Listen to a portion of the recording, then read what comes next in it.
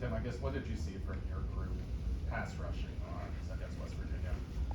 What do I see in our group? Okay, I think we're doing a good job as a group pushing the pocket. We got to make sure we're right there to maybe make some game-changing plays late in the football game. We got to work to finish and make those plays. You know, we're doing a better job as a group of four getting to the quarterback. There's been more and more opportunities in front of us. It's a competitive group. So keep them fresh, keep them running after the quarterback. But I think there's more left out there for us to go get. Is that typically experienced, the finishing? Like, you kind of get there and then there's just things you have to learn? Well, I just think as you get going late in the football game, we got to keep our feet instead of lunging for things like that late in the game and make sure those guys do stay fresh, you know. I know it's an experience thing, make sure we do that. And also, you know, give credit to whoever our opponent is on a given week. Those guys at this level do a really good job of keeping their feet alive, you know, doing a good job with us, knocking them to one another, keeping our integrity within as we rush the quarterback. But those things attribute to it. Yesterday we talked with Jared Dizzy and he was talking about how everyone needs to be a little bit more disciplined. The defensive line has been pretty disciplined. What do you attribute that to? Well, I appreciate that. There's more to go. Our best ball needs to be in front of us, and I think it is. The kids see where there has been growth, and they see that, and they say thank you. But they know our best ball needs to be in front of us. So I think when you say what attributes to their growth and where we can grow even faster is their experience. Now the conversations are a little bit shorter this year as far as I got a coach, I saw what you saw. They know it immediately. We don't get beat with the same thing twice. Do you feel like your defense, your D-line unit was really worn down in that West Virginia game and impacted that overtime series? Oh, no, I think we're in good shape around here, and then we rotate. In every game we played a good number of guys.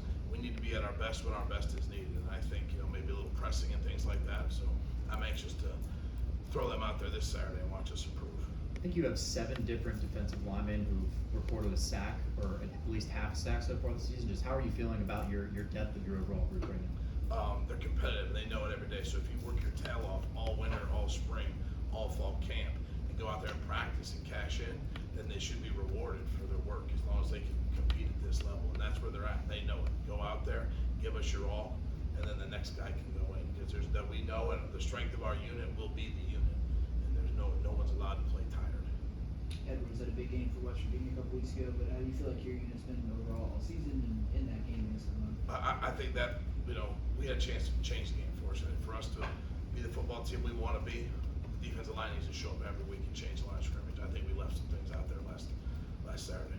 When you say left some things out there, was it like, We got a chance to own the line of scrimmage and the run game. The run defense starts on the D line, and that's the way it's got to be. We need to be a dominant force, and that's what the kids want, and that's what we got to work towards and go get done.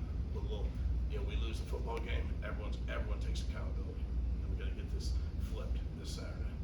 You guys have been using some 5 down linemen at times throughout the season. Did you do that much last year? It is a personnel basis. You watch it. We're seeing some more people going to multiple tight ends and heavy sets and short yardage and things like that. It's shown up this year a little bit more. I think it having to do who we're playing. Some of those teams we're playing, that's who they are. Central Michigan got big people, and West Virginia got some big people. So we match people. That was common in the past as well. Is that something you might see or use against Louisville? Really based on what our opponent does, you know, as we go through it. It's always been in our pocket, and we've had it for years and years around here. From what you scouted at Louisville, do they do any of that? When they using get big short personnel? yardage, Yeah. we'll get in our short yardage defense to match their people. Maybe it's Sean Fitzsimmons been to start this year? What Sean is, what you love about a lot of people in your life, steady. When Coach Bates calls a defense, I know what 55 is going to look like. That's what I like, and he's doing it at a high level. He gets his one-on-ones. He's winning more and more of those. A really, really good run defender for us. What do you think's allowed Crothers to really? Sorry, Abby. That's what I was gonna ask too, so you're good. Zach Crothers? Yeah. Yeah, what's allowed him to really just emerge as a contributor this year? Reps, time. As the season went on last year, and we talk about our personnel on a daily basis, you saw him last year just growing and growing and growing. He's a kid. All he does is exactly what you say. That's a pretty good feeling as a coach. Takes it personal enough to get it right, but not personal enough to slow his growth. His body is mature with Coach Stack in the weight room. You just see a more confident kid walking around this building. You're a running back that, can take, Desmond Reed can take a play and play the distance, but so can Louisville's running back. What do you see from him? What does he stand out? Multiple of their running backs the same way. I think think Dez is a very comparable, right? You see him bottled up for a game or for a portion of a game, and then give him a crease. I mean, 1 foot, you better be gang tackling, you better be disciplined. Don't you take a step off, because this guy can change the game in a heartbeat. I mean, he's done it every game that he had, valuable reps in. Tim, obviously Miller Moss is new to their system, but when you see him, it looks like they're taking some opportunities down the field. Yeah, it looked like last week they made an effort to get him on track early in the game, got him in some passing situations, get the ball out of his hands quick, but Louisville hasn't changed. It's still Coach Brom's system. He's going to take calculated shots against our defense. So, Coach Brom does a tremendous job, and he very, very good football coach, good play caller. So he fits into what they're asking to do. I don't see their changing and what their scheme is. He's fit in with what they're asking him to do. When you go back and watch the film from the past 3 games, what really stands out about how the defensive line is playing?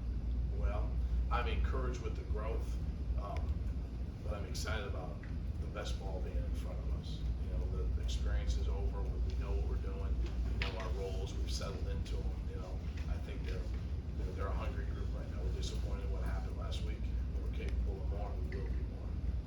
This season we've seen Isaiah bump out a little bit, play a little bit of defensive end. I mean, what allows him to do that, be that versatile, and how does that help you guys? Well, if you watch Isaiah Neal, all he does is compete. Just competes all the time. So okay, we got to find a role, more and more roles for this kid. He's a defensive tackle, and most of his reps will come there. But maybe the big personnel groupings will bump him out there because he's gained some weight. He's stout out there on the edge against the run and able to move him around. He's very intelligent. His football intelligence is as high as anybody in the room, and maybe on the defense. So he can handle a lot mentally.